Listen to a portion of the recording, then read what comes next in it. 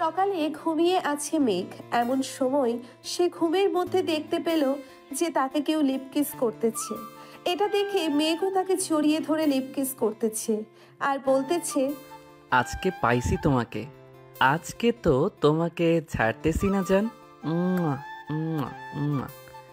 এইভাবে কিছুক্ষণ যাওয়ার পর কে যেন মেঘের উপর পানি ঢেলে দিল। মেঘ ধরপড়িয়ে উঠে পড়ল বিছানা থেকে। আশেপাশে তাকিয়ে দেখে তার ছোট বোন দাঁড়িয়ে আছে। তাকে দেখে বলতে লাগলো, কিরে, তুই আমার গায়ে পানি ঢেলে দিলি কেন? তোকে তো আজকে আমি মেরেই ফেলবো। এমনিতেই শীত পড়েছে, আবার তুই আমার উপর ঠান্ডা পানি ঢেলে দিয়েছিস, তাই না? ঢালবো না তো কি করব? বিছানার দিকে একবার তাকিয়ে দেখো তো, তুমি কি অবস্থা করেছো বিছানাটার। হ্যাঁ, প্রতিদিন একটা একটা করে বালিশ ছেড়ো, আর আম্মু আমাকে দিয়ে পরিষ্কার করায়। সরি রে, আসলে আজকে সেই সুন্দর একটা স্বপ্ন দেখছিলাম।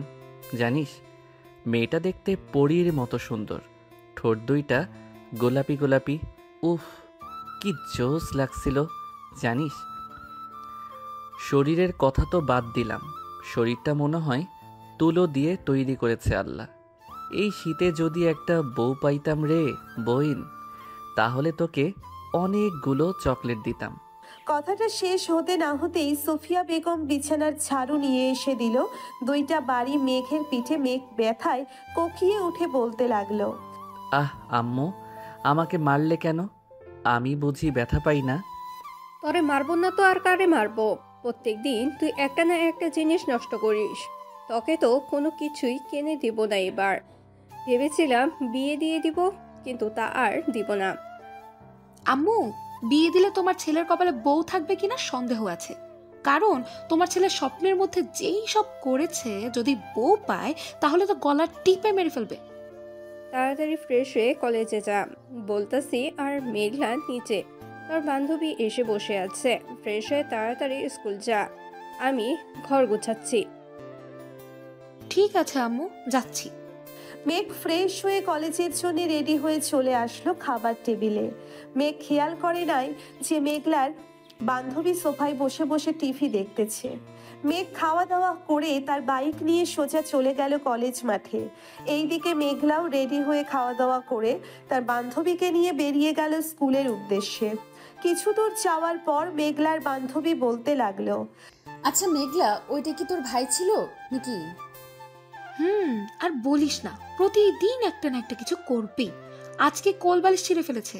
সে নাকি তার স্বপ্নে দেখেছে যে তাকে কোনো এক সুন্দরী মেয়ে এসে লিপ কিস করছে। বাহ বাহ, সুন্দর স্বপ্ন তো দেখে তোর ভাই। তাকে বিয়ে করিয়ে দে। আর এক্ষুনি তো বিয়ে করিয়ে দেওয়ার সময়। আশেপাশের লোকেরা দেখিস না শীতের সময় বেশি বিয়ে করে। তাকে যদি বিয়ে দেই তাহলে মনে হয় না তার বউ এক সপ্তাহ আমাদের বাড়িতে থাকবে। আমাকে যে অত্যাচার করে, আবার তো সেটা তার বউ চুমু দিতে দিতে তাকে মেরেই ফেলবে। যাক, ভালোই হলো।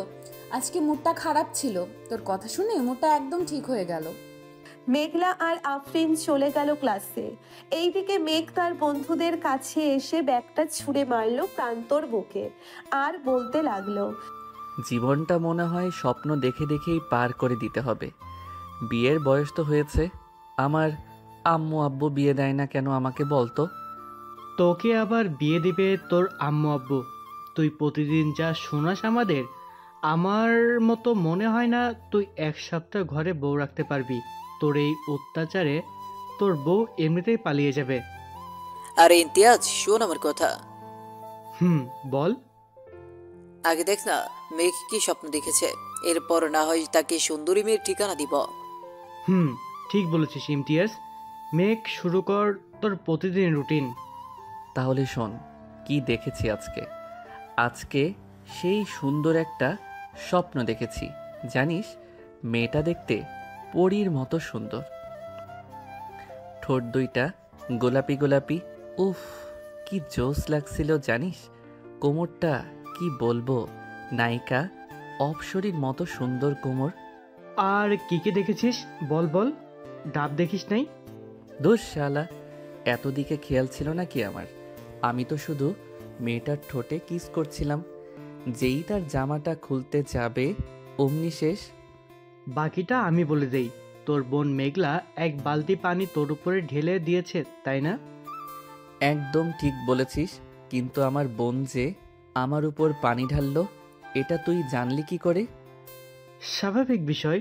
তুই যদি নিজেই খাওয়ার সময় আমাদের ফোন দিয়ে এটা বলদিস, তাহলে কি আমরা জানবো না?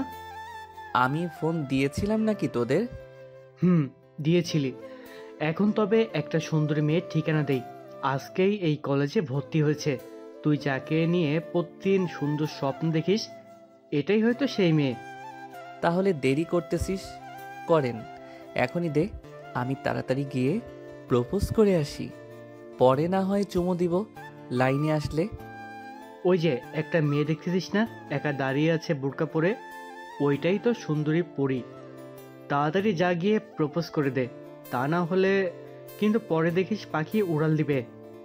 এখনই যাইতেছি, তোরা ভিডিও করে রাখ। ইমতিয়াজ তার ব্যাগ থেকে একটা ফুল বের করে দিল মেঘকে।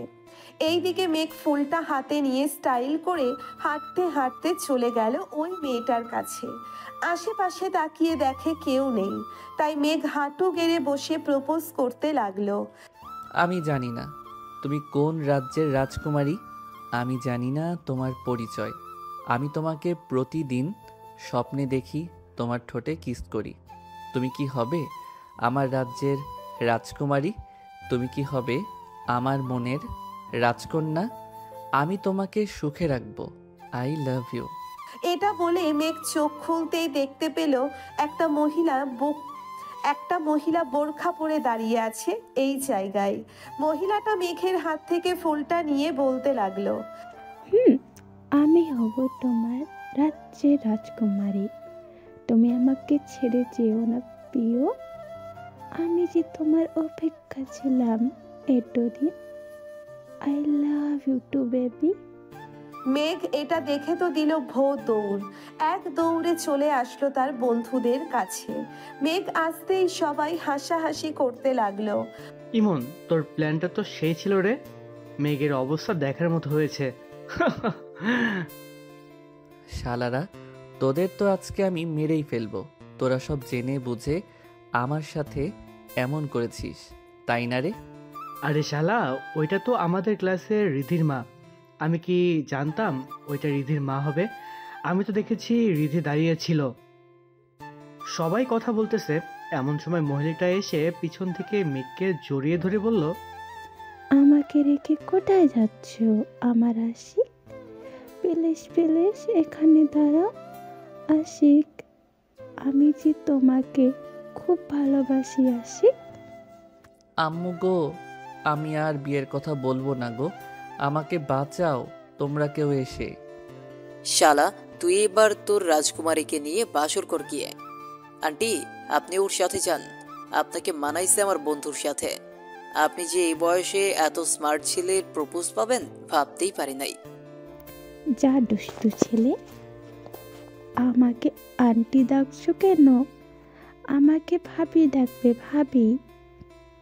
চলো আমরা আশিক তোমাকে নিয়ে ঘুরে আসি সাত সমুদ্র তীর নদী।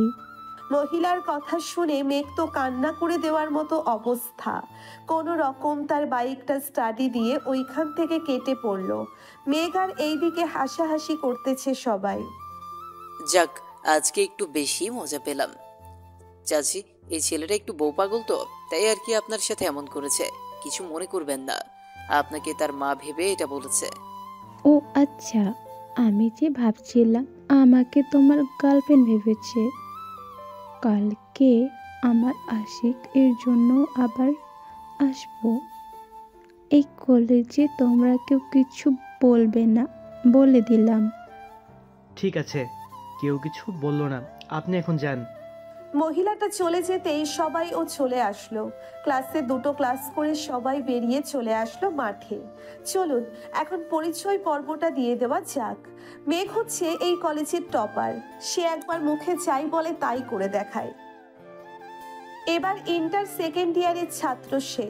তার বন্ধুরাও সেম ক্লাসে পড়ে। এখন আপাতত এইটুকু থাক, বাকিটা আস্তে আস্তে জানতে পারবেন। ধন্যবাদ। চলেন দেখি মেঘ এখন কোথায় আছে? বাইকটা নিয়ে সোজা চলে গেল কলেজের পিছনে। 2 ঘন্টা কাটতেই আবারও চলে আসলো কলেজের ভেতরে। এসে দেখে তার বন্ধুরা গাছ তলায় বসে আছে। তাদের কাছে গিয়ে জিজ্ঞেস করতে লাগলো, কিরে, মহিলাটা চলে গেছে নাকি? যাই নাই তো, তোর জন্য অপেক্ষা করতেছে, হয়তো লেকের পারে। তুই গিয়ে দেখা করে আয়। শালারা, তোরা সব জেনে বুঝে এই কাজ করেছিস, তাই না রে? তোর শালা, আমরা কি জানতাম ওটা রীতির আম্মু হবে? আমরা জানলে তো তোকে কখনোই পাঠাইতাম না। এখন এক কাজ কর, ক্লাস তো করবি না, চল কোথাও থেকে ঘুরে আসি। ঠিক আছে, চল তাহলে যাই। সবাই সবার বাইক নিয়ে চলে গেল নদীর পাড়ে। দুপুর 1টা বাজতেছে, সূর্যটাও উঠেছে। এখন সবাই নদীর পাড়ে বসে আড্ডা দিতেছে। এমন সময় ইমন বলতে লাগলো, মেঘ, সবাই কিছু কিছু করে টাকা দে, একটা বাংলা মদ নিয়ে আসি। আমি এসবে নাই। আমার আব্বু একবার জানতে পারলে আমাকে মেরেই ফেলবে। বাংলা মদ না এনে তাড়াতাড়ি আমার মনের মতো একটা মেয়ে বের কর, তাহলে এই শীতে আমার বিয়েটাও খেতে পারবি। তা তো পারবো, কিন্তু তোর মনের মতো মেয়ে খুঁজে পাবো কি করে? আমাদের একবার বল তো, তোর মনের মতো মেয়ে কিরকম হবে? আমার মনের মতো মেয়ে হবে চিকন, ঠোঁট দুটো গোলাপি গোলাপি, যাতে দেখলেই কামড় দিয়ে নিয়ে আসতে মন চায়। আর আমার থেকে একটু খাটো হলেই চলবে, দেখতে কিন্তু সুন্দরী হতে হবে। শালারা, দেখতে তো সুন্দরী হবে। তুই যা যা বলেছিস তাদের মধ্যে ছাড়া এইসব অন্য কারো মধ্যে থাকবে না, তাই না? চল, খুব ক্ষুধা লাগছে, একটা রেস্টুরেন্ট থেকে কিছু খেয়ে আসি। চল, আজকে মতিন মামার কালাভুনা দিয়ে খেয়ে আসি। শুনেছি কালাভুনাটা সেইভাবে রান্না হয়। চল। সবাই চলে গেল মতিন রহমানের দোকানে। গরুর মাংসের কালো ভুনা দিয়ে সবাই খাবার খেয়ে চলে আসলো বাড়িতে। সন্ধ্যা 7টা, সবাই বসে আছে চায়ের দোকানে। চা খাওয়া শেষ। মেঘ সবার কাছ থেকে বিদায় নিয়ে চলে আসলো বাড়িতে। রাত 9টায় খাবার টেবিলে বসে আছে মেঘ। এমন সময় তার আব্বু এসে টেবিলে বসতে বসতে বলতে লাগলো, কিরে মেঘ, এইসব কি শুনতেছি? তুই নাকি প্রতিদিন একটা করে বালিশ ছিঁড়ে ফেলে দিস, এটা কি সত্যি কথা নাকি? আরে না আব্বু, আমি তোমার ছেলে, আমি কি এসব করতে পারি বলো? সব মিথ্যা কথা বলতেছে আম্মু আর আপু। হয়েছে, আর কিছু বলতে হবে না। তোর স্বভাব চরিত্র আমার ভালো করেই জানা আছে। এখন যা বলি শোন, কালকে আমার অফিসে যাবি। আমি নতুন প্রজেক্টের কাজ ধরেছি, ওইটাতে আমাকে হেল্প করবি। যদি ঠিক মতো করতে পারিস তাহলে তোর বিয়ে নিয়ে চিন্তা করবো আমি। ঠিক আছে আব্বু, আমি রাজি আছি। তোমার আগেই আমি অফিসে পৌঁছে যাব। মেঘ খাওয়া দাওয়া শেষ করে তাড়াতাড়ি ঘুমিয়ে গেল। এইদিকে সাইফুল চৌধুরী মেঘলাকে উদ্দেশ্য করে বলতে লাগলো, মেঘলা আফরিন তো তোর বান্ধবী, তাই না? তাকে আমার বেশ পছন্দ হয়েছে। আমি তার বাবা মায়ের সাথে কথা বলতে চাই। আব্বু, আমরা তো মাত্র 10-এ পড়ি। এখনই যদি ভাইয়ার সাথে আফরিনের বিয়ে দিয়ে দাও, তাহলে আফরিনের স্বপ্নটা পূর্ণই হবে না। সে চায় একজন বিজনেস ওমেন হতে। তা হতে পারবে, সমস্যা নেই। মেঘের সাথে থেকে সবকিছু শিখে যাবে, পরে না হয় আমার কাছে থেকে টাকা নিয়ে নিজে একটা অফিস তৈরি করবে। সকালে আফরিন আসবে, তুমি কথা বলে নিও। আর ভাইয়া যা করে, আফরিন থাকবে নাকি থাকবে না তার শিওর নেই। বিয়ে দিয়ে দিলেই তো সব ঠিক হয়ে যাবে। এখন তুই গিয়ে ঘুমা, আর আফরিনকে মেসেজ দিয়ে বলে দে যে সকাল 6টার দিকে আসার জন্য। বাকিটা তুই তো বুঝেই গেছিস কি করতে হবে। আব্বু, বুঝে গেছি, আর কিছু বলতে হবে না। এখন তাহলে যাই আমি। মেঘলা চলে গেল তার রুমে। বিছানায় শুয়ে শুয়ে তার বান্ধবীকে মেসেজ করতে লাগলো, বান্ধবী, তোর স্বপ্নটা হয়তো পূর্ণ হতে যাচ্ছে। তুই না আমার ভাইকে পছন্দ করিস। আব্বু বলেছে সকাল 6টায় এসে যা করার করতে, আর ভাইয়া যাতে না বুঝতে পারে এটা তুই করেছিস। একদম চিন্তা করিস না, তোর ভাইকে এমন টাইট দিব, বাপের জন্মেও আর এমন করবে না। এখন ঘুমাই রে, সকালে উঠতে হবে। ফজরের সময় আমাকে ফোন দিস, উঠে নামাজ পড়বো। ঠিক আছে, এখন ঘুমা তাহলে তুই। আফরিন ঘুমিয়ে গেল। ভোর 5টায় আফরিনের ফোনের অ্যালার্মের শব্দে ঘুম ভেঙে গেল তার। উঠে ফ্রেশ হয়ে নামাজ আদায় করে হাঁটতে হাঁটতে চলে গেল মেঘলাদের বাড়িতে। কলিং বেল দিতেই মেঘলা এসে দরজা খুলে দিল। কি রে, তাড়াতাড়ি চলে আসলি নাকি? ঘড়ির দিকে তাকিয়ে দেখ, 6টা 15 বাজে। আমাকে আসতে বলেছিল 6টায়। চল এখন তোর ভাইয়ের কাছে, দেখি আজকে কি স্বপ্ন দেখতেছে। চল, তাড়াতাড়ি বালিশ ছিঁড়ে ফেলার আগেই কিছু একটা করতে হবে। চল। দুইজন চলে গেল মেঘের রুমে। গিয়ে দেখে মেঘ বিড়বিড় করে কি যেন বলতেছে। চলুন শুনে আসি কি বলতেছে মেঘ। জান, এমন করো কেন? একটা লিপ কিস করো না। তোমার ওই গোলাপি ঠোঁটের একবার লিপ কিস করতে পারলেই হবে। মেঘলা, তুই তোর রুমে যা, আমি তোর ভাইকে দেখতেছি। আমি দেখতে চাই তুই কি করিস আমার ভাইয়ের সাথে। আমি চুপচাপ দাঁড়িয়ে থাকবো এইখানে, কোনো কথা বলবো না। ঠিক আছে, চুপচাপ দাঁড়িয়ে থাক। আফরিন তার ঠোঁট জোড়া মেঘের ঠোঁটের সাথে চেপে ধরতেই মেঘ আফরিনের ঠোঁটে কামড় দিয়ে ধরল। এইদিকে মেঘ আফরিনকে জড়িয়ে ধরে তার বুকের সাথে চেপে ধরে লিপ কিস করতেছে। এটা দেখে মেঘলার চোখ দুইটা রসগোল্লার মতো বড় হয়ে গেল। বেশ কিছুক্ষণ লিপ কিস করার পর আফরিন মেঘের বুকের উপর থেকে উঠে আস্তে আস্তে নেমে আসলো এই দিকে। মেঘ খুশি হয়ে বলতে লাগলো, ইস, এই রকম যদি প্রতিদিন লিপ কিস করিস তাহলে তো জান আমার আর বালিশ ছিঁড়তে হতো না। এখনই চলে যাবে কিনা জান? কি হলো, কথা বলতেছো না কেন? মেঘ ঘুমের মধ্যে এসব বলতেছে। এইদিকে আফরিন আর মেঘলা তো হাসতে হাসতে শেষ। মেঘলা, আমি এখন বাসায় যাই রে। তোর ভাইকে উঠিয়ে কাজে পাঠা। আর যা যা বলবে আমাকে সব বলবি কিন্তু। ঠিক আছে, সব বলবো। এখন চল, তোকে দিয়ে আসি বাহিরে। চল। মেঘলা আর আফরিন চলে গেল নিচে। এইদিকে মেঘ ঘুম থেকে উঠে দেখে আজকে সে একটা বালিশও ছিঁড়ে নাই। তাই খুশি মনে চলে গেল ওয়াশরুমে। আয়নার সামনে দাঁড়াতেই দেখতে পেল যে তার ঠোঁটে লিপস্টিক লাগানো। শুধু ঠোঁটের না, গালে কপালে সব জায়গায় লিপকিসের দাগ। এটা দেখে মেঘ বলতে লাগলো, তাহলে কি আমার সেই অপসরই সত্যি এসেছিল আমার রুমে? ইয়াহু, আমার স্বপ্ন পূরণ হয়েছে। আজকে সবাইকে ট্রিট দিতে হবে। এটা ভেবে মেঘ ফ্রেশ হয়ে তাড়াতাড়ি রেডি হয়ে চলে গেল নিচে। গিয়ে দেখে তার বাবা মা এবং বোন খাবার টেবিলে বসে আছে। মেঘকে দেখে মেঘলা বলতে লাগলো, কি ভাইয়া, আজকে তো দেখি তুমি অনেক খুশি। রাতে কি অপসরি এসেছিল নাকি? রে, আজকে সত্যি অপসরি এসেছিল। আমাকে লিপ কিস করেছে, ঠোঁটে মুখে গালে সব জায়গায় কিস করেছে। আমি আজকে অনেক খুশি। মেঘলা তার ভাইয়ের হাতে চিমটি কেটে বলতে লাগলো, ভাইয়া, আম্মু আব্বু আছে কিন্তু এখানে। আরে আমার রুমে আম্মু আব্বু আসবে কোথায় থেকে? মজা করতেছিস তাই না রে? মেঘ একবার চারিপাশ ঘুরে দেখে যে সে ড্রয়িং রুমে খাবার টেবিলে বসে আছে। এটা দেখে সে তার মাথায় গাঁটটা মেরে বলতে লাগলো, আব্বু আম্মু, আমি অফিসে গেলাম, আস্তে আস্তে রাত হবে। আরে মেঘ, খাবার খেয়ে যা না। না আম্মু, এখন খাবো না, আমার পেট ভরা আছে। এই বলে মেঘ চলে গেল অফিসে। এইদিকে মেঘলা সবার সাথে খাওয়া দাওয়া করে স্কুলের জন্যে রেডি হয়ে চলে গেল 3 রাস্তার মোড়ে। গিয়ে দেখে আফরিন দাঁড়িয়ে আছে। ভালোই হলো, আমি ভাবছিলাম তোদের বাসায় যাব তোকে নিয়ে, এখন দেখি তুই এসে গেছিস। চল, এখন দেরি হয়ে গেছে এমনিতেই। দুইজন চলে গেল কলেজে। গিয়ে দেখে স্যার ক্লাসে ঢুকে পড়েছে। দুইজন স্যারের কাছে অনুমতি নিয়ে ক্লাসে প্রবেশ করলো। এইদিকে মেঘ অফিসে প্রবেশ করে দেখতে পেল সবাই সবার মতো কাজ করতেছে।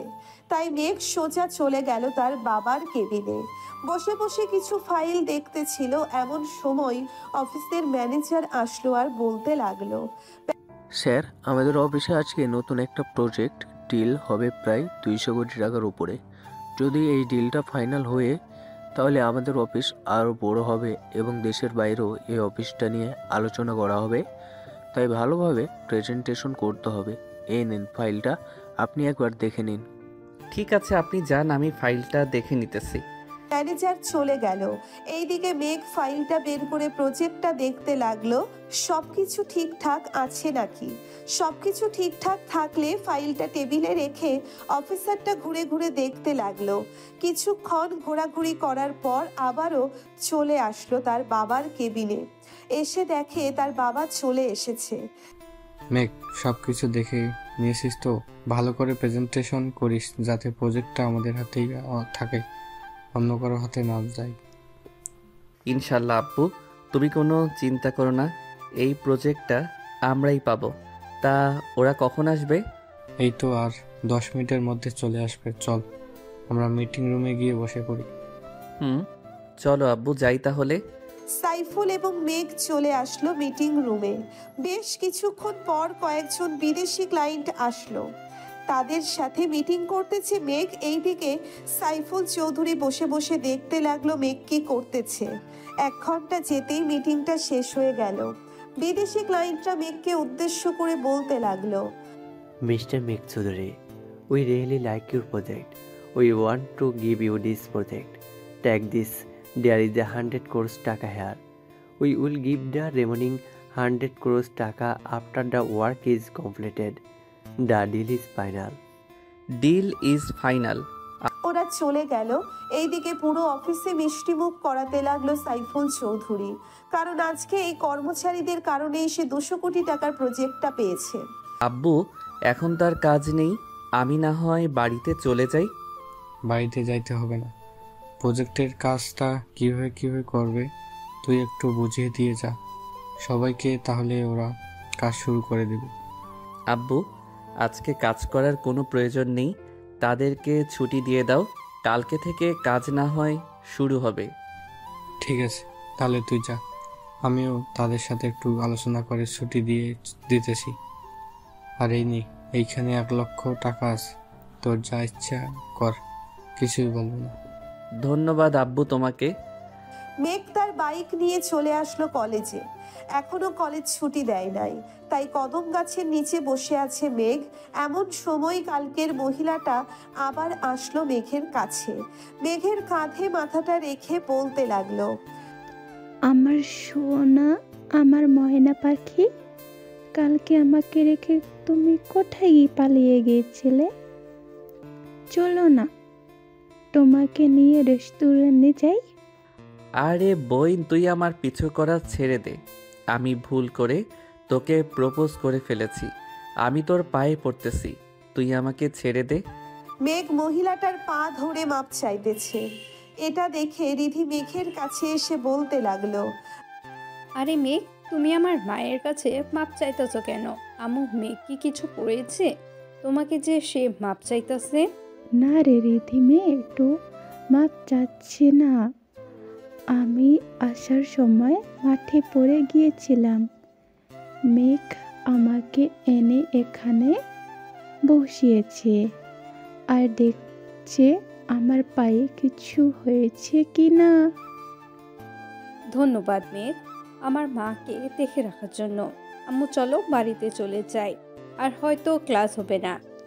তুই গাড়িটা বের কর, আমি মেঘের সাথে কথা বলে আসছি। ঠিক আছে আম্মু। রিনি চলে যেতেই মহিলাটা মেঘকে উদ্দেশ্য করে বলতে লাগলো, আমার জান পাখি, রাগ করছো? আমার ওলে রাগ করে না, ওইটা তো আমার মেয়ে, তুমি তো আমাকে ভালোবাসো তাই না জান পাখি? তোমার মেয়েকেও একটু ভাবে ভালোবাসো। এখন যাও, আবার দেখা হবে কালকে। মহিলাটা চলে গেল। এইদিকে মেঘ রাগে সাপের মতো ফোঁসফোঁস করতেছে আর বলতেছে, শালার বন্ধু বান্ধব পাইছি, এখন তো তারাও দেখি আমাকে বাস দেয়।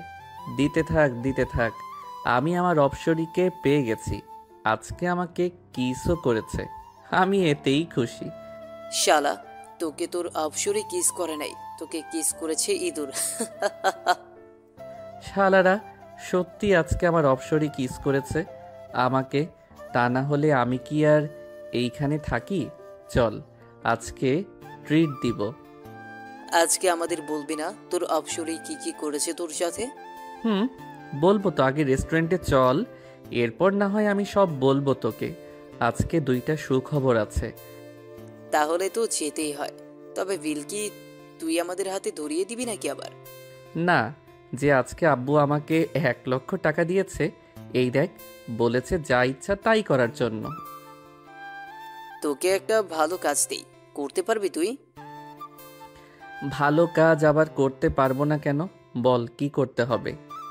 আমাদের এলাকায় এতিমখানা আছে, ওইখানে প্রায় সব শিশু এতিম। তুই একটা গরু কিনে আন, 60 থেকে 70 হাজার দিয়ে ভালো একটা গরু আনা যাবে। বাকি যে টাকা থাকবে ওইটা আর আমরা কিছু দিয়ে না হয় এতিম বাচ্চাদের বিরিয়ানি করে খাওয়াবো। এখন তো শীত, তাদের জন্য না হয় একটা বড় বেড বানিয়ে নিয়ে আসি। কি বলিস তোরা? তা ঠিক বলেছিস, আগে চল গরু কিনে আনি। আমরা তো সবসময় ভালো ভালো খাবার খাই, একদিন না হয় তাদেরকে খাওয়ালাম। চল তাহলে বাইকগুলো যার যার বাড়িতে রেখে আসি। বাড়িতে রাখতে হবে না, বাজারের এক সাইডে পার্কে রাখলেই চলবে। চল এখন যাই। সবাই বাইক নিয়ে চলে গেল বাজারে। বড় দেখে একটা গরু কিনে নিল 90,000 টাকা দিয়ে। গরুটা হাঁটতে হাঁটতে নিয়ে চলে আসলো মেঘদের বাসায়। গরুটা হাঁটাতে হাঁটাতে নিয়ে চলে আসলো মেঘদের বাসায়। তাদের বাড়িতে গরু দেখে তার মা বলতে লাগলো, কি যে মেঘ, তুই কি এখন গরু লালন পালন করবি নাকি?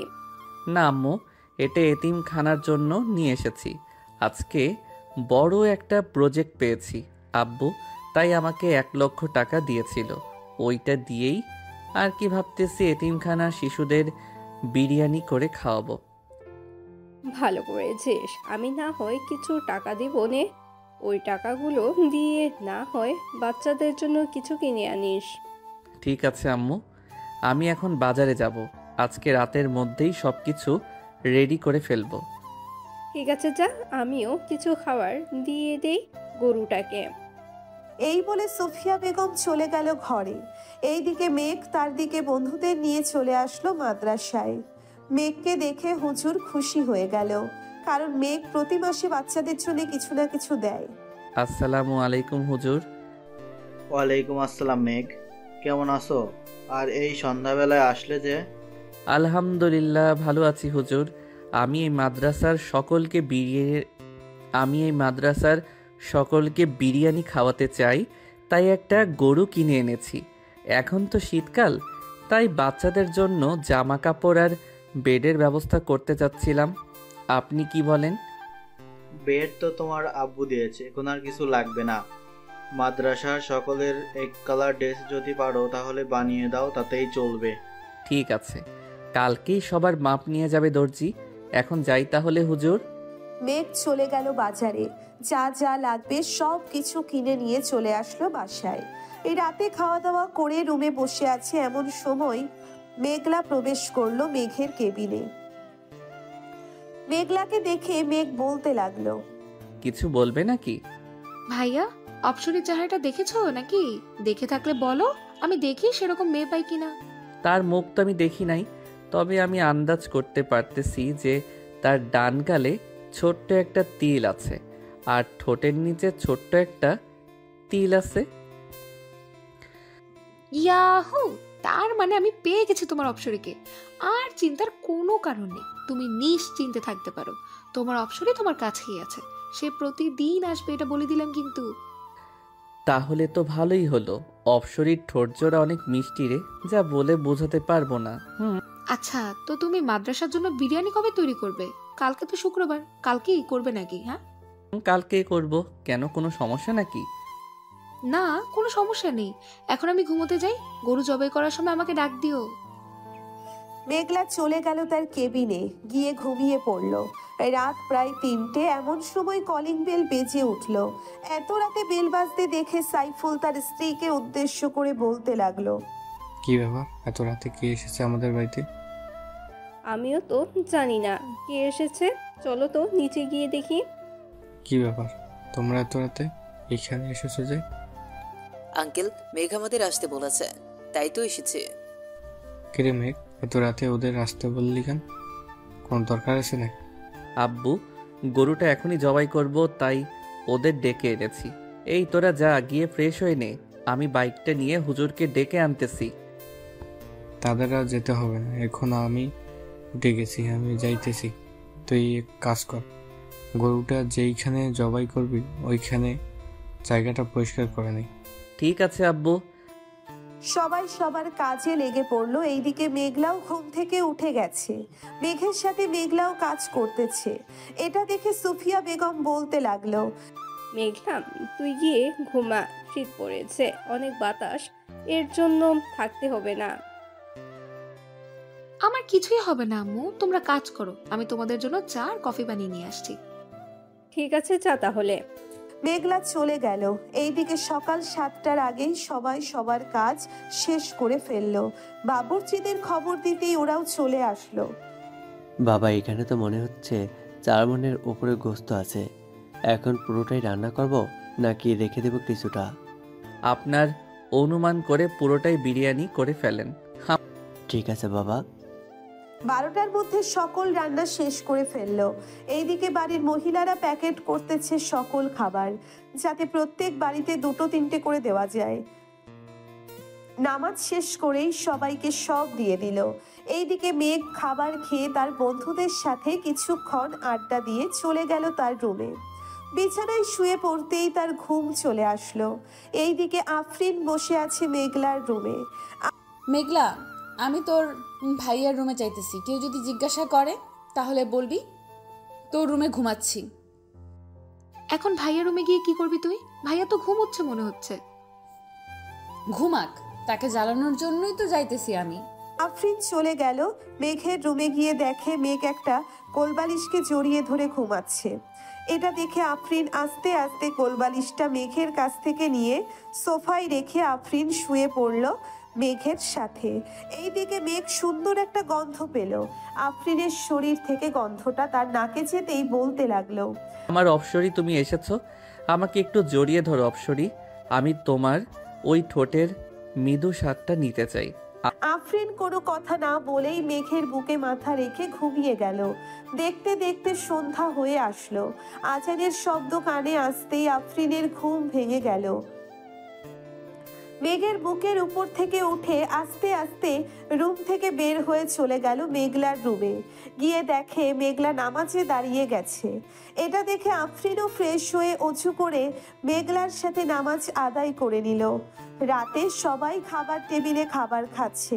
এমন সময় আফরিন খাবার টেবিলে এসে বসতেই মেঘ আফরিনের দিকে তাকিয়ে বলতে লাগলো, আম্মু, এটাই তো আমার স্বপ্নের অপসরি, আমি এই মেয়েকেই বিয়ে করতে চাই। কানের নিচে মারবো 2টা। এত পিচ্ছি মেয়েকে তুই বিয়ে করলে তোকে পুলিশ ধরবে। ধরলে ধরবে, আমি আমার অপসরিকে হারাতে চাই না।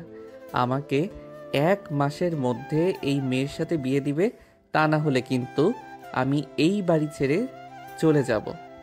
তুই বাড়ি ছেড়ে চলে গেলে কারো কিছু যাই আসে না। এখন চুপচাপ খাওয়া দাওয়া করে ঘুমাতে যা। ঠিক আছে আব্বু, যাইতেছি। মেঘ খাওয়া দাওয়া করে চলে গেল তার রুমে। বিছানায় শুয়ে আছে এমন সময় তার ফোনটা বেজে উঠল। তাকিয়ে দেখে ইমন ফোন দিয়েছে। কলটা রিসিভ করতেই ওই পাশ থেকে বলতে লাগলো, কিরে, তোর অপসরিকে তো তোর বাড়িতে দিয়ে আসলাম, এখন না হয় বাইরে একটু আড্ডা দিই। ঘরের ভিতরে মেয়ে মানুষের মতো বসে থাকলে চলবে নাকি? ধন্যবাদ দোস্ত, আমার অপসরিকে আমার কাছে দেওয়ার জন্য। এর জন্যই তো বলি আজকে আমার বুক এত ভারী ভারী লাগছিল কেন। মনে হয় আমার অপসরি আমার বুকের উপর ঘুমিয়েছিল। দেখ, তোর ফোনে পিক পাঠাইছি, যখন তোরা দুইজনকে জড়িয়ে ধরে ঘুমোচ্ছিলে। শালারা, তোর আর ভালো হলি না, এইটাও পিক তুলতে হলো তোদের। আমরা তো আগে থেকেই ভালো ছিলাম, তুই আবার কোন ভালোর কথা বলছিস? থাক, তোরা আসতেছি আমি। মেঘ ফোনটা কেটে দিয়ে নিচে চলে আসলো। বাইকের চাবিটা নিয়ে সোজা চলে গেল 3 রাস্তার মোড়ে, কারণ ওইখানেই সবাই আড্ডা দেয়। মেঘ যেতেই ইমতিয়াজ বলতে লাগলো, ঘরে বউ পাইয়া আমাদের ভুলে গেছিস তাই না রে? আরে সালা, আমি তো এখনো বিয়েই করতে পারি নাই তাকে, আর তুই বলেছিস যে বউ পাইয়া তোদের ভুলে গেছি। আর একটা কথা, আমি তো আমার অপসরিকে দেখি নাই, তোরা দেখেছিস নাকি? আমরা দেখব কিভাবে, আমরা তো খুঁজে বের করে তোকে দিয়ে দিছি, তুই দেখে নিস তোর অপসরিকে। এখন চা খাওয়া আমাদের। সবাই চা খেয়ে রাত 10টা পর্যন্ত আড্ডা দিয়ে চলে আসলো বাসায়। এইদিকে আফরিন বসে আছে মেঘলার রুমে। দুইজনে বসে বসে তাদের স্কুলে যে লেখাগুলো দিয়েছে সেই লেখাগুলো লিখতেছে। এটা দেখে মেঘ চলে গেল মেঘলার রুমে। গিয়ে দেখে তার অপসরী মাথায় ওড়না দিয়ে লিখতেছে, কিন্তু তার মুখ দেখা যাচ্ছে না চুলের জন্য। এটা দেখে মেঘ বলতে লাগলো, এই যে মিস অপসরি, চুলগুলো একটু সরান তো, দেখি আপনাকে মন ভরে। ভাইয়া আর একবার যদি ডিস্টার্ব করো তাহলে কিন্তু আমি আম্মুকে ডাক দিতে বাধ্য হব। আর ডাকতে হবে না, আমি চলে যাইতেছি। মিস অপসরি, লেখা শেষ হলে আমার রুমে আইসেন, দুইজন বসে গল্প করব। আম্মু! আরে যাইতেছি তো, এইভাবে ডাকতে হবে নাকি? থাক। তাড়াতাড়ি তোর রুমে যা, না হলে কিন্তু তোর অপসরীকে আবার তার বাড়িতে পাঠিয়ে দিব, তখন আর দেখতে পারবি না। পাঠানোর দরকার নেই, আমি আসবো না এই রুমে। এই বলে মেঘ চলে গেল তার রুমে। বিছানায় শুয়ে শুয়ে গেম খেলতেছে আর বলতেছে, আমার অপসরীকে আমার কাছ থেকে কেড়ে নিবে ওরা, তা কি করে হয়? আমি কখনোই হতে দিব না। আমার অপসরীকে আমার করেই ছাড়বো। এই সব বলতেছে মেঘ আর গেম খেলতেছে। রাত প্রায় 3টে। আফরিন মেঘের রুমে এসে দেখে মেঘ এখনো শুয়ে শুয়ে ফোন টিপতেছে। মেঘ দরজার দিকে তাকাতেই দেখতে পেল তার অপসরীকে। অপসরী, তুমি এসেছো? ভিতরে আসো। বাহিরে দাঁড়িয়ে আছো কেন? তুমি এত রাত অবধি ফোন টেপো কেন? তাড়াতাড়ি ঘুমাও, না হলে কিন্তু আমি চলে যাবো এই বাড়ি থেকে। কোথায় যাইতে হবে না তোমার। অপসরী, তুমি এই বাড়িতেই থাকো, আমি এখনই ঘুমাচ্ছি। এই তো লক্ষ্মী ছেলের মতো কথা বললে তুমি। এখন তাহলে আমি গেলাম মেঘলার রুমে, আমি আবার আসবো একটু পর। যদি এসে দেখি তুমি না ঘুমাইছো তাহলে সকাল হলেই আমি চলে যাব। আফরিন চলে গেল মেঘলার রুমে। এইদিকে মেঘ ফোনটা রেখে ঘুমিয়ে গেল। প্রায় 30 মিনিট পর আফরিন আবার আসলো মেঘের রুমে। এসে দেখে মেঘ ঘুমিয়ে গেছে, তাই আফরিন দেরি না করে মেঘের বুকের উপরে শুয়ে পড়ল। এইদিকে মেঘ তার অপসরীকে জড়িয়ে ধরে বলতে লাগলো, আগে কখনোই এমন হয় নাই অপসরী, তুমি আমার জীবনে আসার পর থেকে সবকিছু পাল্টে গেছে। আমি তোমাকে নিয়ে বেঁচে থাকতে চাই অপসরী, আমি তোমাকে নিয়ে বেঁচে থাকতে চাই। মেঘের মুখে এমন কথা শুনে আফরিন আলতো করে মেঘের ঠোঁট কামড়ে ধরে চুষতে থাকে আর বলতে থাকে, আমিও যে তোমাকে প্রথম দেখাই ভালোবেসে ফেলেছি মেঘ। যেই দিন তোমার বুকে মাথা রেখে ঘুমিয়েছি ওই দিনের পর থেকে আমি একা ঘুমাইতে পারি না, সব সময় মন চায় তোমার বুকেই মাথা রেখে ঘুমাই। আফরিন মনে মনে এইসব বলতেছে আর মেঘের ঠোঁট জোড়া ললিপপের মতো চুষে চুষে খাচ্ছে। বেশ কিছুক্ষণ পর মেঘ ও আফরিনের ঠোঁট জোড়া চুষে খেতে লাগলো। ফজরের আজান কানে ভেসে আসতেই আফরিন মেঘের উপর থেকে উঠে যেতে যাবে, এমন সময় মেঘ আফরিনের হাত ধরে টান দিয়ে আবার বুকের সাথে চেপে ধরলো আর বলতে লাগলো, কোথায় যাচ্ছ এখন? আর একটু শুয়ে থাকো অপসরী। আজান দিতেছে, নামাজ পড়বো, আপনিও উঠে নামাজ পড়ে আসেন। ঠিক আছে যাও, আমিও যাচ্ছি। আফরিন চলে গেল মেঘলার রুমে। গিয়ে দেখে মেঘলা উঠে পড়েছে। ভাইয়ার রুমে গিয়েছিলে নাকি? তোমার ভাইয়ের রুমে গিয়েছিলাম, চলো নামাজ পড়ে নেই দুজন। বেশি কথা না বলে দুইজন নামাজ আদায় করে নিল। সকালে মেঘ খাওয়া দাওয়া করে চলে গেল কলেজে। গিয়ে দেখে তার বন্ধুরা আগে থেকেই বসে আছে। মেঘকে দেখে ইমন বলতে লাগলো, কি রে, কি হয়েছে? তোকে আজকে এত খুশি খুশি লাগতেছে কেন? তোর অপসরী আদর করেছে নাকি? আদর মানে? অনেক আদর করেছে আমার অপসরী আজকে আমাকে। ওর ঠোঁট দুইটা এমনভাবে খাচ্ছিলাম মনে হয় কমলার চিড়ের মতো চুষে চুষে খাচ্ছিলাম। কি রে ইমতিয়াজ, তাহলে তো আমাদেরও লাইন লাগাতে হবে। আমার বন্ধু যখন এসব বলতেছে আমাদের তো লাউস লেগে গেছে। লালুস তো লাগবেই, আমার বউ হচ্ছে সবার থেকে সুন্দরী। এই তোর বউ আবার সবার থেকে সুন্দরী? ওই দেখ আসতেছে, তাড়াতাড়ি পালা গিয়ে, তা না হলে তোকে ধরে ফেলবে। মেঘ পিছনে ফিরতেই দেখতে পেল রিধির আম্মু আসতেছে, তাই মেঘ দৌড়ে চলে গেল ওয়াশরুমে। এইদিকে রিধির আম্মু সবার কাছে এসে বলতে লাগলো, কি ব্যাপার, আমার আশিককে না এইখানে দেখলাম, সে কোথায় গেছে? তাকে একটু ডাকে দাও, আমার আশিককে নিয়ে আমি লন্ডনে যাব ঘুরতে। চাচি, লন্ডনে না গিয়ে কক্সবাজারে চলে যান, ওইখানে আপনাদের কেউ ডিস্টার্ব করবে না। তাই টু যাবা, তোমার বন্দুককে বের করে দাও, আমার লাল মামুনিকে বের করে দাও। কোথায় আমার লাল মামুনি? আমার কাছে আসো। এই বলে রিধির আম্মু চলে গেল তার মেয়ের কাছে। এইদিকে মেঘ 3 তলা থেকে দেখতেছে গাছের নিচে রিধির আম্মু আছে নাকি। ওনাকে না দেখতে পেয়ে মেঘ নিচে চলে আসলো আর বলল, আমাকে তোরা কোথায় ফাঁসিয়ে দিলি বলতো? এই মহিলাটা তো আমাকে মেরেই ফেলবে। আমার অপসরি যদি জানতে পারে আমি এই মহিলাকে প্রপোজ করেছি, তাহলে তো আমার অপসরি আমার কাছ থেকে দূরে সরে যাবে। এটাই তো ভালো হবে। পরে আমি তোর অপসরীকে নিয়ে আসব, কি বলিস তোরা? ইমনের কথা শুনে সবাই হাসতে লাগলো। বেশ কিছুক্ষণ এইভাবে হাসাহাসি করলো সবাই। এমন সময় মেঘের ফোনটা বেজে উঠলো। তাকিয়ে দেখে তাদের অফিসের ম্যানেজার ফোন দিয়েছে। মেঘ কলটা রিসিভ করতেই ওই পাশ থেকে ম্যানেজার বলতে লাগলো, স্যার, আপনার আব্বু গাড়ি অ্যাক্সিডেন্ট করেছে, আপনি তাড়াতাড়ি চলে আসেন এনকে মেডিকেল হসপিটালে। আমরা ওইখানেই স্যারকে ভর্তি করিয়েছি। ঠিক আছে, আমি এখনই আসতেছি। আর আপনি বাড়িতে জানায়েন না, কিন্তু বাড়িতে জানালে সবাই টেনশন করবে। ঠিক আছে স্যার, আমি জানাবো না। মেঘ ফোনটা কেটে দিয়ে তার সকল বন্ধুদের নিয়ে চলে আসলো। হাসপাতালে এসে দেখে ম্যানেজার অপারেশন থিয়েটারের বাহিরে দাঁড়িয়ে আছে। মেঘকে দেখে ম্যানেজার বলতে লাগলো, স্যারের মাথায় একটু আঘাত পেয়েছে, তাই হাত কিছু কাজ ঢুকে গিয়েছে, এগুলো বের করতেছে ডক্টর। এর বেশি কিছু হয় নাই তো আব্বুর? না, এর বেশি কিছু হয় নাই। পিছন থেকে একটা গাড়ি এসে স্যারের গাড়িতে মেরে দিয়ে চলে গিয়েছে। ইমন, খোঁজ লাগাতো কার গাড়ি ছিল ওইটা। পুলিশ সব কিছু দেখতেছে, কাউকে কোথাও যাইতে হবে না। ঠিক আছে। আর আব্বুর সাথে তো সব সময় আপনি থাকতেন, তাহলে আপনি যান নাই কেন আব্বুর সাথে? আমিও যাওয়ার জন্য গাড়িতে উঠছিলাম, পরে স্যার বলতেছে ভুলে ফাইলটা তার কেবিনে ফেলে এসেছে। আমি এইটা নিয়ে এসে দেখি স্যার চলে গিয়েছে। পরে ফোন দিতেই জানতে পারি যে স্যারের অ্যাক্সিডেন্ট হয়েছে। ও আচ্ছা। সবাই কথা বলতেছে এমন সময় ডাক্তার অপারেশন থিয়েটারের ভিতরের থেকে বের হয়ে বলতে লাগলো, তেমন বেশি আঘাত পায় নাই। আমরা ওনাকে ড্রেসিং করে দিয়েছি আর কিছু ওষুধ দিয়েছি, ওইগুলো খাইলেই ইনশাল্লাহ ঠিক হয়ে যাবে। আব্বুকে কি আজকেই বাড়ি নিয়ে যাইতে পারবো নাকি এইখানে রাখবেন কয়েকদিন? তেমন বেশি আঘাত পায় নাই, তাই এখানে রেখে কি করবেন? তার চেয়ে বাড়িতে নিয়ে যান, সবার সেবা যত্ন পেয়ে তাড়াতাড়ি সুস্থ হয়ে উঠবে। ঠিক আছে স্যার।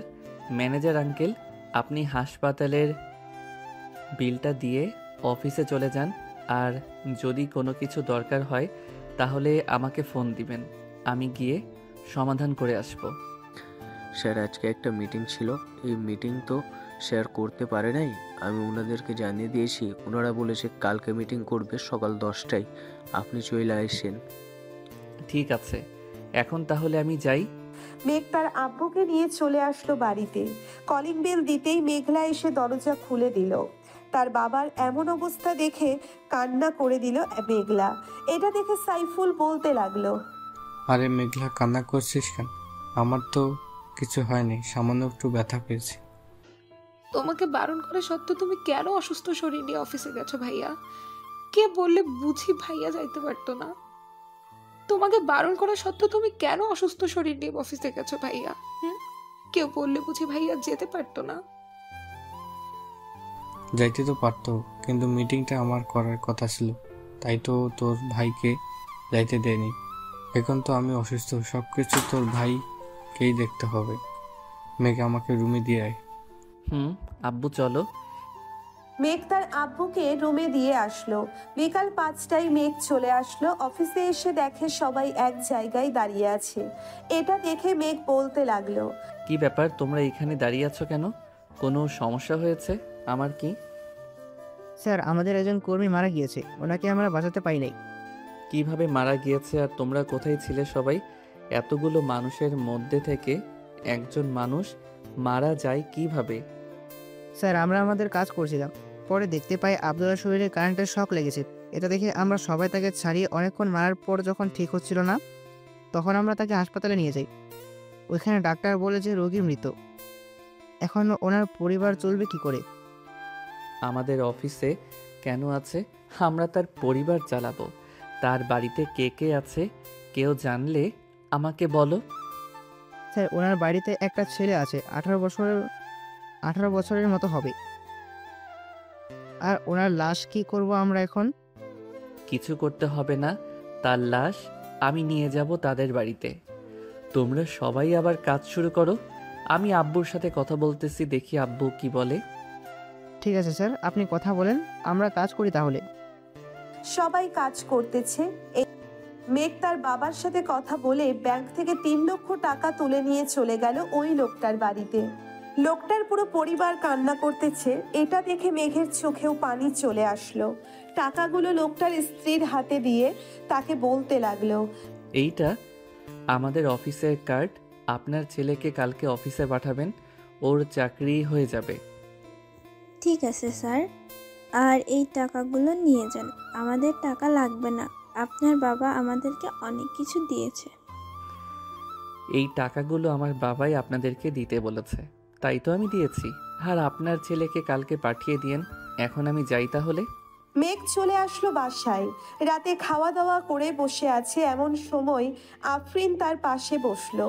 আফরিনকে দেখে হা হয়ে গেল মেঘ। এইদিকে আফরিন মেঘের এমন হা করে তাকিয়ে থাকা দেখে বলতে লাগলো, এইভাবে যদি হা করে আমার দিকে তাকিয়ে থাকেন তাহলে তো আপনার মুখে হাতে ঢুকে যাবে। আফরিনের কথা শুনে মেঘ তার মুখটা বন্ধ করে ফেললো। সবাই বসে আছে, কথা বলতেছে। এমন সময় সাইফুল বলতে লাগলো, আফরিন, তোমাদের পরীক্ষা শেষ হবে কবে? আমাদের পরীক্ষা তো সামনের মাসে শুরু হবে, শেষ হবে এর পরের মাসে। হঠাৎ এই কথা জিজ্ঞেস করলেন যে? আমার ছেলের অবস্থা তো দিন দিন খারাপ হয়ে যাচ্ছে, তাই তোমাদের পরীক্ষার পর 2 পরিবার মিলে বিয়ে দিয়ে দেবো। ও আচ্ছা, মেঘলা চলো আমরা ঘরে যাই, আমাদের পড়া আছে। চলো। মেঘ, আমি তো অফিসে যাইতে পারবো না। এখন থেকে তোকে অফিস দেখাশোনা করতে হবে। কলেজে তো যাস আর আসিস, কলেজে না গেলেই চল কিছুদিন। আমি সুস্থ হলে এরপর না হয় কলেজ যাস। ঠিক আছে আব্বু, তোমরা থাকো তাহলে। আমি ঘুমাতে গেলাম। সকালে আবার মিটিং আছে, ওইটা নিয়ে কথা বলতে হবে ক্লায়েন্টের সাথে। যা। আর এই নেই পেন ড্রাইভ, এটার ভিতরে সবকিছুই আছে। কাজটা কিভাবে বুঝতে হবে তুই একবার দেখলে আশা করি বুঝে যাবে, আমাকে আর বোঝাতে হবে না। আব্বু। মেঘ চলে গেল তার রুমে। গিয়ে দেখে আফরিন বসে আছে। মেঘকে দেখে এক সাইডে গিয়ে বসে পড়লো আফরিন। মেঘ একবার আফরিনের দিকে তাকিয়ে তার ল্যাপটপটা নিয়ে বসে বসে কাজটা দেখতে লাগলো। এইদিকে আফরিন এক পলকে তাকিয়ে আছে মেঘের দিকে। এটা মেঘ খেয়াল করে, তাই আফরিনের উদ্দেশ্য করে বলতে থাকে, কিছু বলবে নাকি এইভাবে তাকিয়ে আছো যে? আমি আপনার কোলে বসতে চাই, আপনি কাজ করবেন আর আমি দেখব। ঠিক আছে, আগে দরজাটা বন্ধ করে আসো, এরপর না হয় বইসো। আফরিন দরজাটা বন্ধ করে এসে মেঘের কোলে বসে পড়ল। এইদিকে মেঘ আফরিনকে জড়িয়ে ধরে কাজ করতেছে। এটা আর আফরিন বারবার মেঘের ঠোঁটে, গালে, কপালে কিস করতেছে। এই তোমার এই দুইটা এত ছোট কেন? ছোট থাকবে না তো বড় থাকবে নাকি? আমি নিজেই তো ছোট মানুষ, আবার আমার জিনিস বড় হবে কি করে? একবার বিয়েটা হতে দাও, দেখবে সুর করে বড় হয়ে যাবে। যা দুষ্টু কোথাকার, আমার বুঝি লজ্জা করে না এসব শুনে? ওরে আমার লজ্জাপতি রে, যখন আমি ধরবো তখন লজ্জা করবে না বুঝি? জানি না, তুমি থাকো, আমি গেলাম মেঘলার রুমে। এইখানে চুপচাপ বসে থাকো, কোনো কথা বলবে না। আচ্ছা। আফরিন আর কোনো কথা বলল না। মেঘ তার কাজ শেষ করে আফরিনকে নিয়ে শুয়ে পড়ল।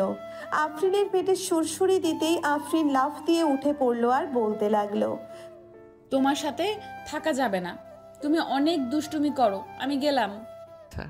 আর দুষ্টুমি করব না, এখন তো শুয়ে থাকো। আর দুষ্টুমি করবে না বলে দিলাম। মেঘ আফরিনকে জড়িয়ে ধরে ঘুমিয়ে গেল। সকাল 9টায় ঘুম ভাঙলো মেঘের। উঠে ফ্রেশ হয়ে খাওয়া দাওয়া করে যেই অফিসের দিকে রওনা দিতে যাবে, এমন সময় পেছন থেকে মেঘলা বলতে লাগলো, ভাইয়া, আমাদেরকে একটা স্কুলের সামনে নামিয়ে দিতে পারবি? তাড়াতাড়ি আয়, আবার 10টায় মিটিং আছে, যাইতে হবে ওইখানে। হুম। মেঘ আফরিন এবং মেঘলাকে স্কুলের সামনে নামিয়ে দিয়ে চলেছে।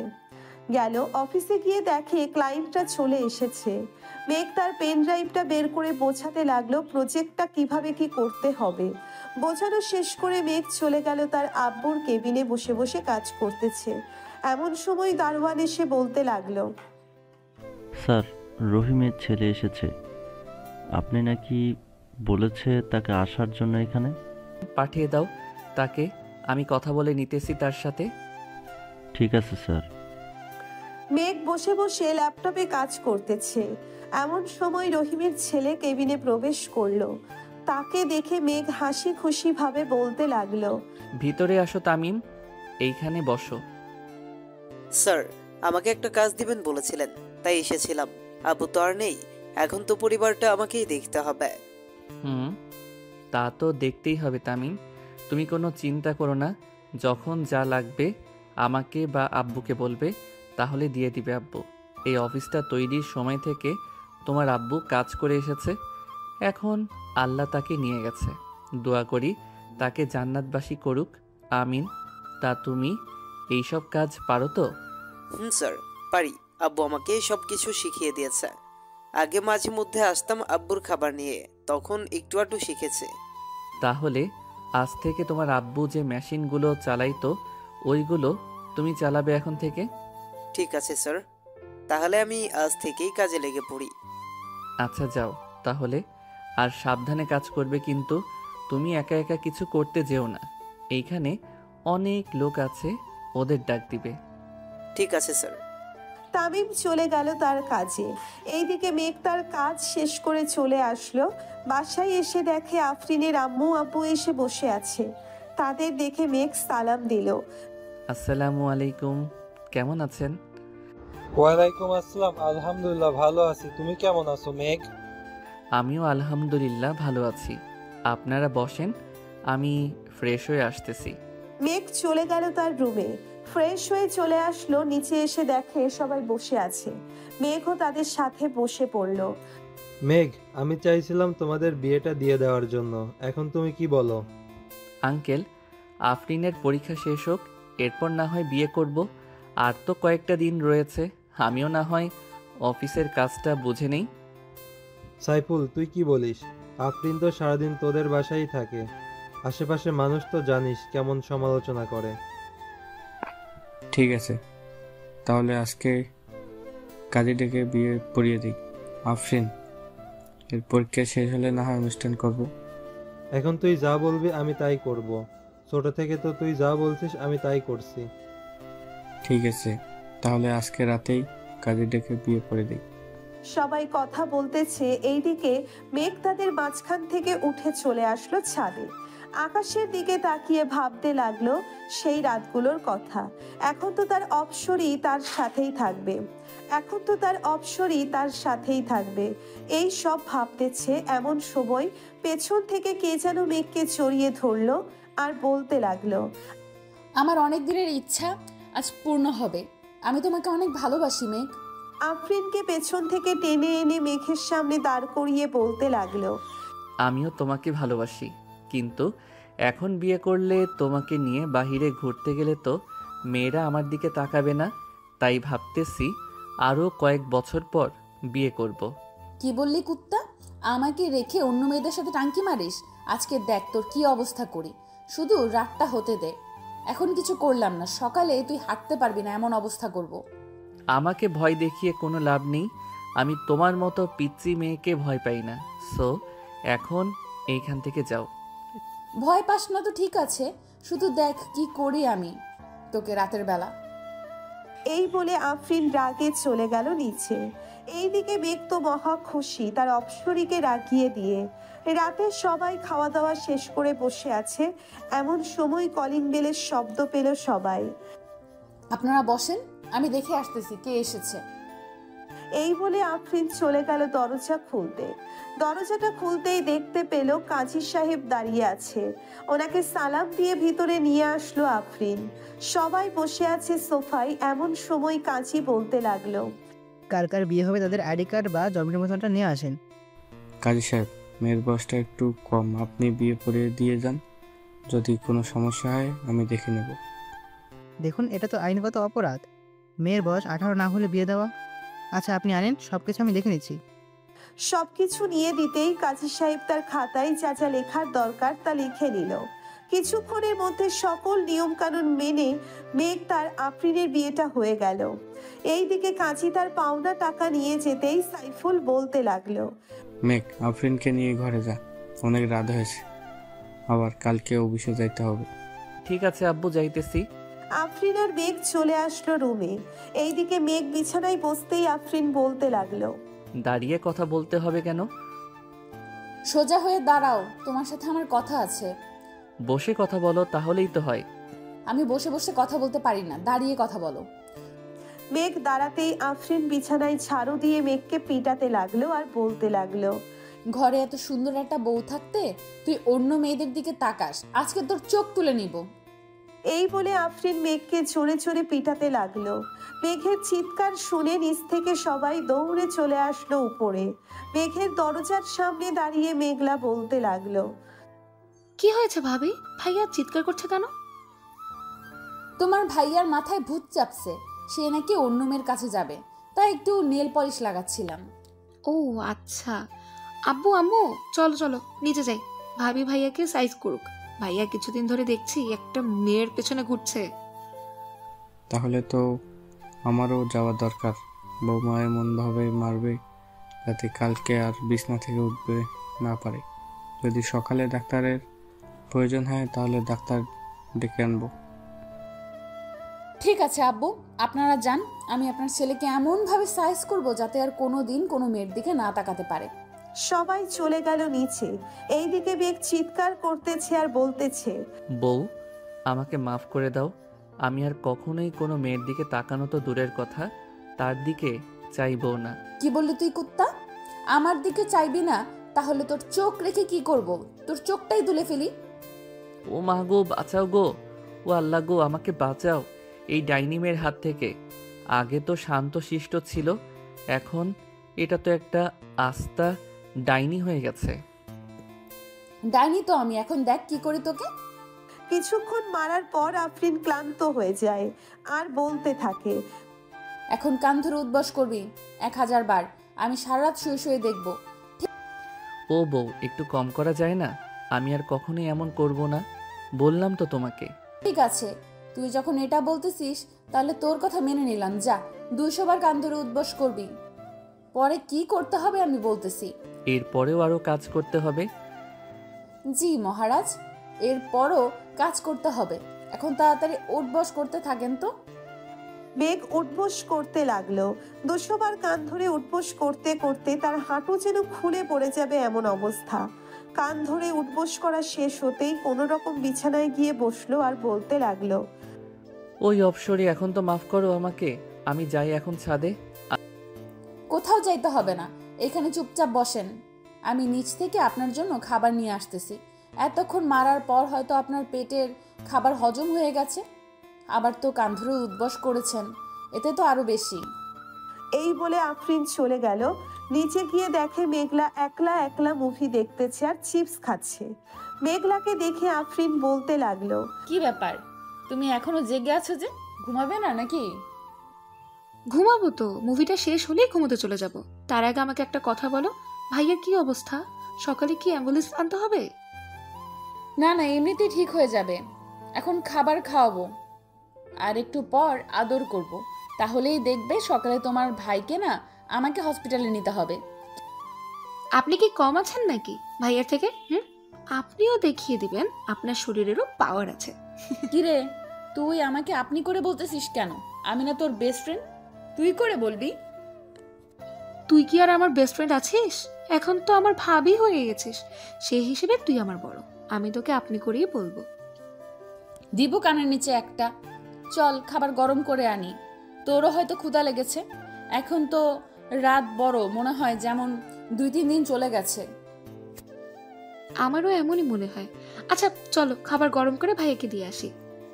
দুইজন চলে গেল রান্নাঘরে। খাবার গরম করে মেঘলার জন্য কিছু রেখে বাকিটা নিয়ে চলে গেল মেঘের রুমে। গিয়ে দেখে মেঘ নিজের পা ধরে কান্না করতেছে আর বলতেছে, আল্লাহ গো, আমার কপালটা বুঝি পুড়ে গেল গো। এটা কি বউ দিলা আমার কপালে? এখন তো আমাকে যখন তখন মারবে, আমি কিছুই করতে পারবো না।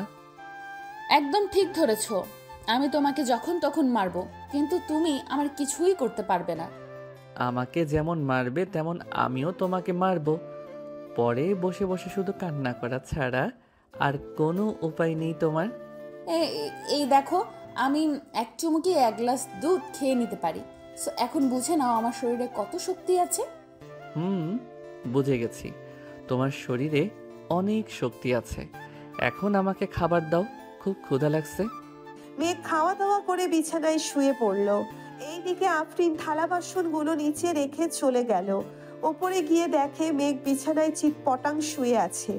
এটা দেখে আফরিন আবার হাতে ঝাড়ু নিতেই মেঘ বিছানা থেকে লাফ দিয়ে সোফায় এসে বসে পড়ল আর বলতে লাগলো, সরি, আর কখনোই বিছানায় শুয়ে থাকবো না। তুমি একাই বিছানায় শুয়ে থাকো। আমি বিছানায় শুয়ে তো থাকবো, কিন্তু আমাকে বাবু গিফট তো করবে তুমি। তাড়াতাড়ি আসো, তা না হলে আবার কিন্তু শুরু করব তোমার উপর অত্যাচার। কিন্তু আমি তোমাকে বাবু গিফট করব কিভাবে? আমি তো এই সবের কিছুই বুঝি না। কি বললি তুই কুত্তা? আসিতেছি। মেঘ বিছানায় যেতেই আফরিন মেঘের ঠোঁট জোড়া তার দখল করে নিয়ে যেইভাবে পারছে ওইভাবেই চুষে চুষে খাচ্ছে। এইদিকে মেঘও কম কিসের, আফরিনের 2টা আপেলের মতো টিপতে থাকে আর ঠোঁট চুষতে থাকে। এইদিকে আফরিন ব্যথায় কোকিয়ে উঠে বলতে লাগলো, কি করতেছো? আস্তে টেপো, ব্যথা পাই তো। ব্যথা তো পাবেই, ছোট ছোট আপেলের মতো জিনিস তোমার ভালোভাবে ধরতেও পারি না। এটাই অনেক আমার জন্য। এখন যদি তোমার আরো বড় লাগে তাহলে বড় করে নাও, বাধা দিছে কে? এইদিকে মেঘ আফরিনের ঠোঁট চুষতেছে আর আস্তে আস্তে হাত দিয়ে আফরিনের জামা খুলতেছে। বেশ কিছুক্ষণ ঠোঁট চষার পর আফরিনের শরীরে চুমু খেতে লাগলো। এইদিকে আফরিন কেঁপে কেঁপে উঠতেছে। বেশ কিছুক্ষণ পর মেঘ তার মেডেল স্টাম্পটা আফরিনের মেইন জায়গায় ঠেকিয়ে দিল। এদিকে আফরিনের চিৎকার দিয়েই অজ্ঞান হয়ে গেল। মাগো, মরে গেলাম গো। এইদিকে মেঘ আফরিনকে ডাকতেছে, কিন্তু আফরিনের কোনো সাড়া শব্দ নেই। তাই মেঘ টেবিলের উপর থেকে পানির গ্লাসটা নিয়ে আফরিনের মুখে পানি ছিটিয়ে দিতেই আফরিনের জ্ঞান ফিরে আসলো আর বলতে লাগলো, এই কুত্তা, এইভাবে কেউ করে নাকি? আমি তো মরেই যেতাম আর একটুর জন্য। এটা তো কিছুই না, এখন দেখবে কি যে করি। এই বলেই মেঘ আফরিনের সাথে টি20 খেলতে লাগলো। কয়েক ঘন্টা খেলার পর মেঘ আফরিনের বুকের উপর শুয়ে পড়লো আর বলতে লাগলো, সরি জান, আমি বুঝতে পারি নাই তুমি যে প্রথমে এত ব্যথা পাবে। আর সরি বলতে হবে না, এখন ওঠো। পুরো বিছানা তো ব্লিডিং এ ভরে গেছে, তাড়াতাড়ি পানিতে ভিজিয়ে রাখতে হবে। মেঘ আফরিনের উপর থেকে উঠে চলে গেল ওয়াশরুমে। ফ্রেশ হয়ে বাহিরে এসে দেখে আফরিন এখনো শুয়ে আছে বিছানায়। এটা দেখে মেঘ বলতে লাগলো, কি ব্যাপার, উঠবে না নাকি? এখনো যে বিছানায় শুয়ে আছো। অনেক ব্যথা করতেছে, উঠবো কি করে? তুমি এমন ভাবে করেছো যে থাকার বললাম না। আচ্ছা, আমি কিছু একটা করতেছি। এই বলে মেঘ চলে গেল মেঘলার রুমের সামনে। চুপি চুপি মেঘলার রুমে ঢুকে ফোনে লাইট লাগিয়ে দেখতে লাগলো ট্যাবলেটের বক্সটা কোথায়। এইদিকে মেঘলা তো ঘুমাই নাই, এক চোখ মেলে দেখতে লাগলো কে এসেছে। মেঘকে দেখে বুঝে গেল মেঘলা কিছু একটা হয়েছে, তাই মেঘকে উদ্দেশ্য করে মেঘলা বলল, ভাইয়া, কি করছো আমার রুমে? মেঘলার গলার স্বর শুনে মেঘ চমকে গেল আর বলতে লাগলো, কই কিছু না তো, এমনি এসেছিলাম। কি হয়েছে বলো আমাকে। না মানে তোর বান্ধবী। হয়েছে, আর কিচ্ছু বলতে হবে না। তুমি এই রুমে ঘুমাও, আমি দেখছি। ঠিক আছে যা, আর যদি দরকার হয় ডাক দিস আমাকে। ঠিক আছে। মেঘলা গিয়ে দেখে আফরিন বিছানায় শুয়ে আছে চুপ করে। আফরিনের কাছে গিয়ে শরীরে হাত দিয়ে দেখতে লাগলো জ্বর এসেছে কিনা। এইদিকে আফরিন মেঘলাকে দেখে বলতে লাগলো, কি ব্যাপার, তুই এত রাতে এইখানে? কি হয়েছে আমাকে বল, আমি দেখছি। অনেক ব্যথা করতেছে রে, তাই তোর ভাইকে পাঠিয়েছিলাম ব্যথার ট্যাবলেট আনতে। এখন তোর ভাইয়া তো আসলো না। পিরিয়ড হয়েছে নাকি? না, ওইগুলো হয়েছে, বুঝে গেছি। আর কিচ্ছু বলতে হবে না, একটু ওয়েট কর, আমি আনছি এক্ষুনি। মেঘলা চলে গেল তার রুমে, একটা ব্যথার ট্যাবলেট তার ভাইয়ের হাতে ধরিয়ে দিয়ে বলতে লাগলো, এই নাও, এটা ভাবিকে খাইয়ে দাও, তাহলে ব্যথা কমে যাবে। ঠিক আছে, তুই ঘুমা তাহলে। মেঘ চলে গেল তার রুমে। আফরিনকে ঔষধটা খাইয়ে দিয়ে শুয়ে পড়লো তার পাশে। সকাল 10টায় মেঘ ঘুম থেকে উঠে চলে আসলো নিচে, এসে দেখে সবাই বসে আছে আর কি নিয়ে যেন আলোচনা করতেছে। মেঘকে দেখে তার বাবা বলতে লাগলো, মেঘ, ওরা হচ্ছে আমার বিজনেস পার্টনার, বাইরের দেশ থেকে এসেছে। এখন এদের সাথে একটু মিটিং করতেছি, তুইও বসে শুন। ঠিক আছে আব্বু। মেঘও বসে শুনতে লাগলো। মিটিং শেষ হতেই সবাই চলে গেল। এইদিকে মেঘ খাওয়া দাওয়া করে চলে আসলো অফিসে। দেখতে দেখতে কেটে গেল 2 মাস। সন্ধ্যা 7টায় মেঘ অফিস থেকে বাড়ি ফিরতেই আফরিন বলতে লাগলো, মেঘ, অনেক দিন তো হলো বাইরে গিয়ে ফুচকা খাওয়া হয় না, চলো বাইরে গিয়ে ফুচকা খেয়ে আসি। আচ্ছা, তুমি আর মেঘলা রেডি হয়ে নাও, আমি এখনই আসতেছি ফ্রেশ হয়ে। ঠিক আছে। মেঘ চলে গেল ফ্রেশ হতে। ফ্রেশ হয়ে নিচে আসতেই দেখতে পেল 2 জন কালো বোরখা পরে বসে আছে সোফায়। 2 জনকেই পুরোই অপসরী লাগতেছে। মেঘ তাদের 2 জনের কিছুক্ষণ প্রশংসা করে নিয়ে চলে আসলো বাহিরে। যেই গাড়িতে উঠতে যাবে এমন সময় আফরিন বলল, এখন আর গাড়ি নিতে হবে না, আজকে না হয় আমরা রিক্সা দিয়ে যাই। ঠিক আছে, চলো তাহলে।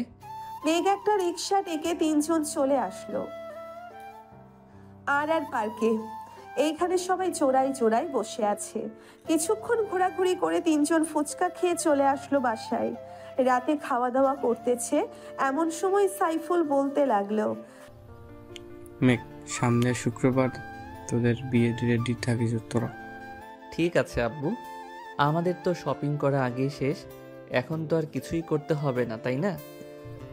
এখন আর কিছুই করতে হবে না। কালকে অফিসে গিয়ে একটি ডিল ফাইনাল করে আসিস তো। কয়েক মাস আগে যে আমরা 200 কোটি টাকার ডিল ফাইনাল করেছিলাম, ওরা এসেছে। এবার আরও ভালো মানের কালেকশনগুলো দেখাবো। আব্বু, তুমি চিন্তা করো না, এখন তো অফিস আমি দেখতেছি, সব কিছু আমি করব। তুমি শুধু বলে দিবে কবে কার সাথে ডিল করতে হবে। ঠিক আছে, এখন তাহলে যা রুমে। মেঘ চলে গেল রুমে। বেশ কিছুক্ষণ পর আফরিন 2টা দুধের গ্লাস হাতে নিয়ে চলে আসলো উপরে। একটা মেঘকে দিল আর একটা নিজেই খেয়ে নিল। রাত প্রায় 12টা। 2 জন গল্প করতেছে শুয়ে শুয়ে। এমন সময় আফরিন বলতে লাগলো, আমাদের তো একবার বাসর হয়েছে, আর একবার বাসর হবে, তাই না? এইবার দেখবে তোমাকে একটা বেবি উপহার দিয়েই ছাড়বো, মনে যেন থাকে। দেখা যাবে কি করতে পারো তুমি। এখন তাহলে ঘুমাও। 2 জন ঘুমিয়ে গেল। সবাই 7টা মেঘ উঠে সকাল 7টা মেঘ উঠে ফ্রেশ হয়ে খাওয়া দাওয়া করে চলে গেল অফিসে। কয়েকটা ফাইল গুছিয়ে নিয়ে দেখতেছে এমন সময় মেঘের ফোনটা বেজে উঠল। তাকিয়ে দেখে তাদের অফিসের ম্যানেজার ফোন দিয়েছে। কলটা রিসিভ করতেই ওই পাশ থেকে বলতে লাগলো, স্যার, বিদেশি ক্লায়েন্টরা এসেছে এবং কি করব তাদের? আমার কেবিনে পাঠিয়ে দাও, আমি কেবিনেই আছি। ঠিক আছে স্যার, পাঠিয়ে দিতেছি। মেঘ বিদেশি ক্লায়েন্টের সাথে কথাবার্তা বলে 5 বছরের একটা ডিল ফাইনাল করে নিল। দেখতে দেখতে কেটে গেল 6 দিন। 2 বাড়িতে বিয়ের আয়োজন, মানুষ ভর্তি 2 বাড়িতেই। মেঘের হলুদ সন্ধ্যা শেষ হতেই মেঘদের বাড়ি দেখে কয়েকজন চলে গেল আফরিনদের বাড়িতে। ওইখানে হলুদ সন্ধ্যা শেষ হয়ে গেল। রাত পেরিয়ে সকাল হতে বিয়ের আয়োজন, রান্নাবান্নার দিকে খেয়াল রাখতেছে আফরিনের চাচা। দুপুর 12টায় মেঘ রেডি হয়ে বসে আছে তার বন্ধুদের অপেক্ষায়, কখন আসবে তারা। কিছুক্ষণ পর সবাই চলে আসলো। মেঘকে দাঁড়িয়ে থাকতে দেখে বলতে লাগলো, কিরে, এইখানে দাঁড়িয়ে আছিস কেন? চল বিয়ে বাড়িতে যাই, সবাই তো চলে গেছে। বিয়ে বাড়িতে তো যাব, নামাজটা আগে পড়ে আসি চলো। আফরিনদের বাড়ি তো কাছেই, 5 মিনিট সময় লাগবে যাইতে। নামাজ পড়ে আইসা এরপর যাইতে পারবো। সবাই চলে গেল মসজিদে নামাজ আদায় করে চলে আসলো বাসায়। মেঘের সকল বন্ধু বান্ধব বসে আছে গাড়িতে। মেঘ যেতেই ইমন বলতে লাগলো, সবাই শোন, এবার কিন্তু মামাকে প্রোটেকশন দেওয়া যাবে না। এটা নিয়ে মামার কিন্তু দ্বিতীয়বার বাসর হবে। এখন সবাই ঠিক করে নেই কি দেওয়া যায়। আরে এটা রাতে দেওয়া যাবে, এক্ষুনি এত তাড়াহুড়ো করছিস কেন? আগে বিয়েটা খেয়ে নেই, এরপর না হয় দেওয়া যাবে। শালা বিয়ে করে একটা। সবাই হাসাহাসি করতে করতে চলে আসলো বিয়ে বাড়িতে। গেট ধরে দাঁড়িয়ে আছে মেঘের সকল শালীরা। এইদিকে 2 তলার বারান্দায় আফরিন মেঘকে নামিয়ে গেটের সামনে আসতেই আফরিন লেজার লাইট দিয়ে বুঝিয়ে দিল যাতে কোনো মেয়েদের দিকে না তাকায়। মেঘও তাকালো না। খাওয়া দাওয়া শেষ করে আগের সকল নিয়ম মেনে আফরিনকে নিয়ে চলে আসলো বাসায়। দুজন এর আগে বিয়ে করিয়ে দিয়েছে, তাই আর কাছে ডাকে নাই। রাতে সবাই বসে আছে ছাদে। এমন সময় আফরিন আসলো আর বলতে লাগলো, তোমার তো আমাদের গিফট দাও নাই, তোমরা তো আমাদের গিফট দাও নাই, আমাদের গিফট দাও। ভাবি এটা কিন্তু ঠিক না, আপনি আয়েশা গিফট চাইতেছেন, আমরা কিন্তু দিব না। ঠিক আছে, তাহলে তোমাদের গিফট তোমাদের কাছে রাখো, আমার জামাইকে দিয়ে দাও। রাত তো 1টা বাজে, বাসর তো করতে হবে তাই না? এই বলে আফরিন মেঘকে টানতে টানতে নিয়ে চলে আসলো বাসর ঘরে। দরজাটা লাগিয়ে দিয়ে দুইজন অজু করে 2 রাকাত নফল নামাজ পড়ে নিল। আফরিন নামাজ আদায় করে খাটের উপরে বসে আছে। বেশ কিছুক্ষণ পর মেঘ আফরিনের পাশে গিয়ে বসলো আর বলতে লাগলো, বউ, ও বউ, আজকে আদর করলে হয় না নাকি? আদর করবি না মানে? তোর আদর করতেই হবে, এখন শুরু করবি। রাত বাজে এখন 1:35, ভোর 4:45-এ আদর শেষ করে উঠবি। ঠিক আছে, প্রস্তুত হও তুমি। আমি কিন্তু আজকে তোমার ওই আপেলগুলোতে অনেক কামড় দিব। আমি রেডি আছি, যা ইচ্ছা করতে পারো, করো। মেঘ আফরিনের শাড়ি খুলে ফেলে দিল নিচে। ঠোঁটে কিস করতে করতে নামতে লাগলো নিচের দিকে। বুকের কাছে এসে আফরিনের আপেলগুলোতে কামড় দিতে লাগলো। এইদিকে আফরিন ব্যথায় কোকিয়ে উঠে বলল, ওই কুত্তা, কামড়ও দিবি আবার জোরে জোরে টিপতেও থাকবি, আমার বুঝি ব্যথা করে না? ব্যথা করার জন্যই তো বাসর করব আজকে। এই বলে মেঘ আফরিনের শরীরের যেখানে সেখানে কামড় দিতেছে আর চুমু দিতেছে। বেশ কিছুক্ষণ এমন করার পর মেঘ চলে গেল মেইন জায়গায়। মেঘের মেডেল স্টাম্পটা সেট করে আফরিনকে কোলে তুলে নিয়ে আদর করতে লাগলো। এইদিকে আফরিন চিৎকার করতেছে, কিন্তু মেঘের থামার কোনো নাম নেই। মেঘ তার কাজ চালিয়ে যাইতেছে। দুইজন রোম্যান্স করতে থাকুক, এখন আমরা বিদায় নিই। আজকের গল্পটা এই পর্যন্তই। আবারও দেখা হবে নতুন কোনো গল্পে। ধন্যবাদ।